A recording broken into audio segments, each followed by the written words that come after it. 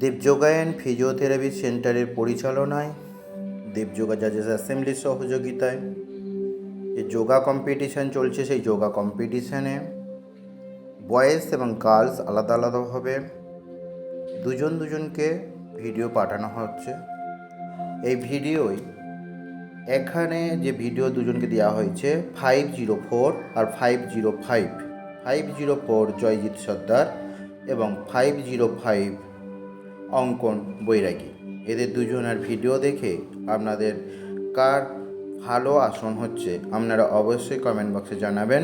দেবযোগা জাজেস অ্যাসেম্বলির সমস্ত জাজেস এবং মেম্বাররা আপনারাও জানাবেন কার ভালো আসন হয়েছে, তার চেস নম্বর এবং নাম দিয়ে অবশ্যই ব্র্যাকেটে দেবযোগা জাজেস অ্যাসেম্বলি কথাটা লিখে দেবেন। Thank you. এটা আমরা ছাড়বো ইউটিউব এবং ফেসবুকে।